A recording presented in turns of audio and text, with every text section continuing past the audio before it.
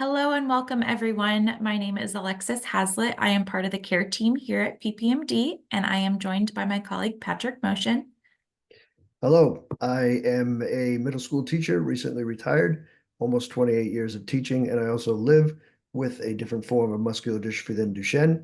We are here today to give you a brief overview so that your student living with Duchenne or Becker, as you will learn, can be safe, supported, and happy in your classroom this year. So what is Duchenne muscular dystrophy? Duchenne is a rare genetic disease that causes a progressive loss of muscle. So it causes children to get weaker over time, and it affects all of the systems in the body, not just the skeletal muscle, but the heart and the lungs. And Becker muscular dystrophy is similar to Duchenne. It is a little bit slower in progression. So you may hear us use the term Duchenne and or Becker. Duchenne mostly affects boys. However, some girls can be affected as well.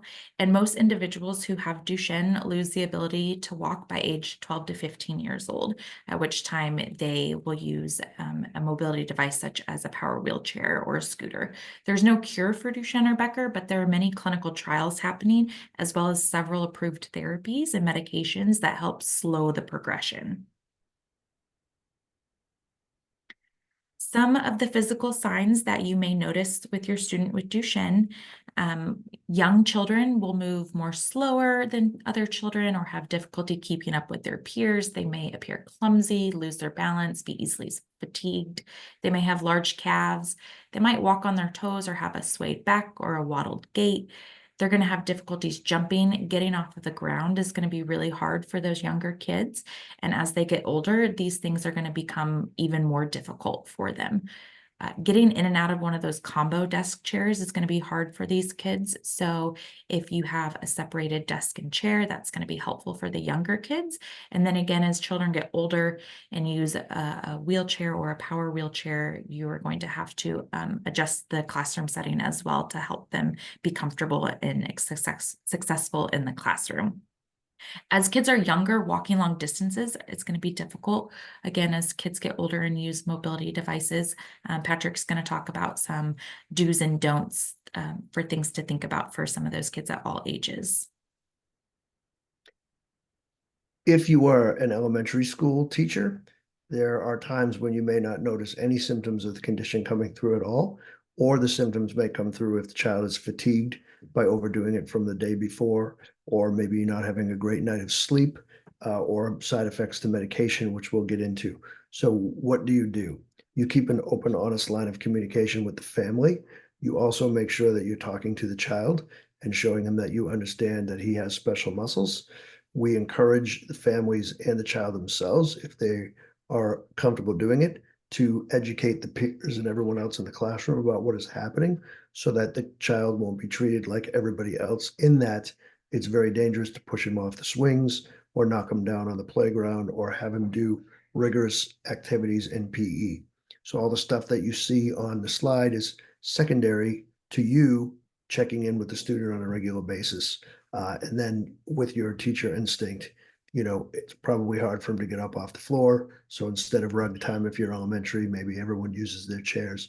If you are a teacher of a middle school student with Duchenne, likely they are already using a mobility device. That will change your conversation. You're going to want to talk to them about possibly hanging back or leaving class a couple minutes early to regulate crowd flow in the hallways, be in contact with the nurse about the bathroom and how they're going to do all that stuff. And we also stress that everybody in the school that comes in contact with the child, with the parents' permission, should know about what's going on. If the child is too fatigued to carry the lunch tray, that could be something the cafeteria is aware of. Again, the recess aides, any special ed coordinators, which of course you'll know, the librarian, everybody that comes in contact with the child should be aware of the basics of Duchenne muscular dystrophy. While I'm saying that, please feel free to share this video with anybody and everybody that will come in contact with the student. One thing to note about your student with Duchenne, many children may be on corticosteroids or steroids. This helps preserve their muscle function. However, steroids come with a lot of side effects that you may notice at school. So steroids can cause issues in behavior or mood swings. They also cause children to have a shorter stature and have a lot of weight gain. They're at an increased risk of fractures as well as a weakened immune system. So keep these things in mind as you're working with your student with Duchenne, that they may be on medications that might affect how they interact at school with teachers or peers, or their ability to come to school. If they have a weakened immune system, they may miss days during the winter, things like that. Safety is key for this student. We want your child or your student to be safe. So I mentioned that children on steroids are at higher risk of fractures. So these younger kids who are still ambulating, if they have a fall, or even a child who's in a wheelchair, if they fall out of their chair, if they're on steroids, they're going to be at an increased risk of what's called a fat embolism syndrome following a fracture. So we have a resource here that has a QR code that brings you to our emergency care resource website page, and we'll explain all of the signs and symptoms of fat embolism syndrome, but making sure that you're aware of these symptoms so that if a child does have a fall and a fracture, that you are noticing these symptoms that could be life-threatening. It's also really important to make sure that the school is talking with the neuromuscular team as well as the parents. So making sure that the parents have a release of information on file with the school and or their neuromuscular team so that the school can connect with the child's team and doctors to understand their progression, where they're at, what medications they're on, and how it may affect them in school. Not every child, but many children with Duchenne and Becker can have an effect of their brain development and cause weakness in certain cognitive or problem-solving skills. So many children will have weaknesses in executive functioning, so task orientation, organizational skills. Children may shut down easily when they get overstimulated.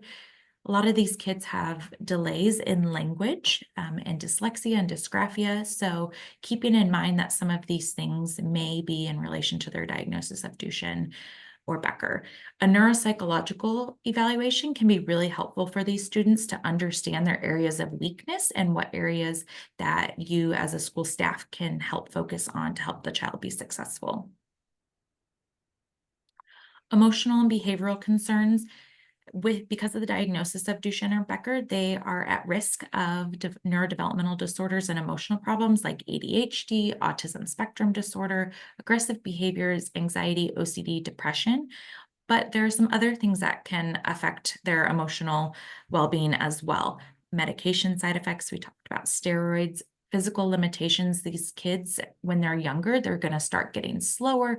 If kids are in wheelchairs, they start noticing they're different from peers or might not be able to do the same thing that their peers are doing. So these things can all have an effect on their emotional and behavioral well-being at school. And Duchenne and Becker is not just a disease of the muscles, it's a disease of every system in the human body. So just because you can't outwardly see something doesn't mean that there's not something going on the inside. So I like that parents just or teachers just keep that in mind as you're working with students with Duchenne and Becker. We also bear importance to mention that these children, 99% of the time, present as everybody else. They're happy, they're active, they aren't doom and gloom. So don't mistake what we're saying for how the child will present. Usually they're happy and outgoing and they love life just like everybody else, and they're curious just like everybody else. So again, we mention all these things in this presentation for you to best support and keep the child happy and wanting to come to school. So things like on this slide, which we talked about a little bit earlier, depending on what level you teach, you'll be able to take a look and speak with the nurse and have a plan on file to know how to best support your student. Everybody with Duchenne and Becker is different. It progresses at different rates for everybody. So if you ever have the pleasure of having more than one student with this, don't compare because they're all different in their own way and how they present. And finally, we want to share briefly with you some more resources. If you would like, we have a whole slew of things on our website called Education Matters Guides. We have deep dives into how to deal with with PE, different learning stuff, behaviors, and everything is categorized by age of the students. So we have an elementary guide, we have a middle school guide, and we have a high school guide. And as always, all of the resources at Parent Project Muscular Dystrophy are free. You can go and take a look if there's more that you would like to learn or more that you would like to read. And finally, we thank you for listening. Here are our email addresses. If there's anything that comes up during the school year, you can email us at any time. We also offer this presentation live, free of charge, to your staff for a professional development day, or if you want to just learn more about the condition. We hope this has helped you navigate the waters of Duchenne, and we are here for anything that you might need.